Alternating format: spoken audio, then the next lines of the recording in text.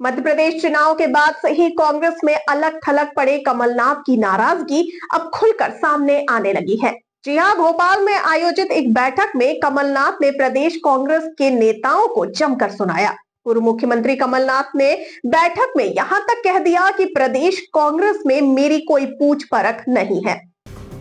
कमलनाथ की नाराजगी यही नहीं रुकी, उन्होंने प्रदेश कांग्रेस के नेताओं पर मनमाने तरीके से मीटिंग बुलाने और फैसला लेने का आरोप लगाया। भोपाल में कमलनाथ के भड़कने की चर्चा दिल्ली के सियासी गलियारों तक में है। आइए जानते हैं क्यों नाराज हैं कमलनाथ। तो आपको बता दें कि 78 साल के कमलनाथ साल 2023 के मध्य प्रदेश चुनाव तक कांग्रेस के सर्वेसर्वा थे। मध्य प्रदेश के मुख्यमंत्री रहे। कमलनाथ इस चुनाव में सीएम पद के भी दावेदार थे। पूरे चुनाव में बीजेपी सरकार के खिलाफ एंटी इनकम्बेंसी की चर्चा थी। इसके बावजूद चुनाव के परिणाम कांग्रेस के पक्ष में नहीं आए। कांग्रेस 2023 के चुनाव में बुरी तरह हार गई। कमलनाथ इसके बाद से ही साइडलाइन चल रहे हैं। लोकसभा चुनाव 2024 में छिंदवाड़ा सीट से कमलनाथ के बेटे नकुल नाथ को कांग्रेस ने टिकट भी दिया, लेकिन नकुल चुनाव जीत नहीं पाए। छिंदवाड़ा को कांग्रेस का गढ़ माना जाता रहा है।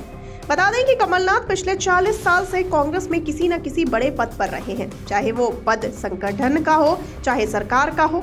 कमलनाथ मध्य प्रदेश के मुख्यमंत्री, केंद्रीय मंत्री, मध्य प्रदेश में नेता प्रतिपक्ष, कांग्रेस के राष्ट्रीय महासचिव और मध्य प्रदेश कांग्रेस के प्रदेश अध्यक्ष पद पर रह चुके हैं। 2023 में हार के बाद उन्हें कांग्रेस में कोई भी बड़ा पद नहीं मिला। लोकसभा चुनाव 2024 के बाद कमलनाथ को राष्ट्रीय कांग्रेस में कोषाध्यक्ष और महासचिव बनाए जाने की चर्चा शुरू हुई।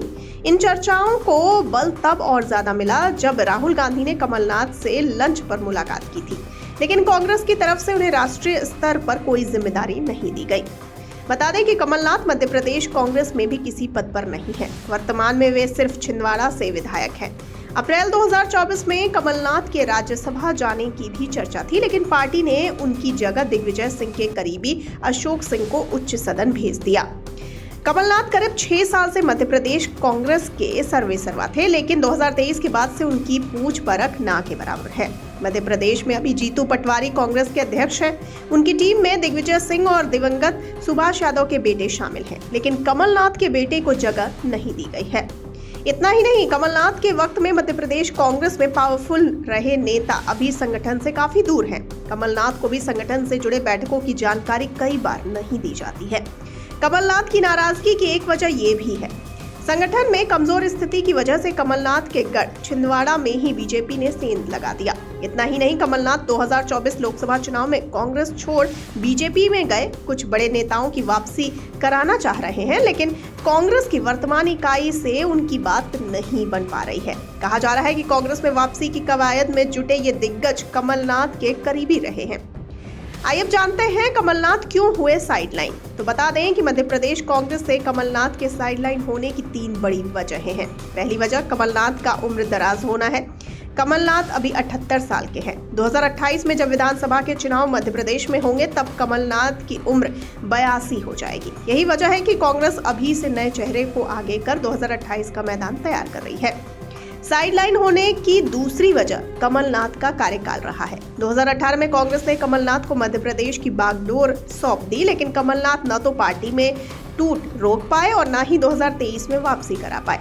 कांग्रेस ने इसके बाद कमलनाथ से मुंह मोड़ लिया।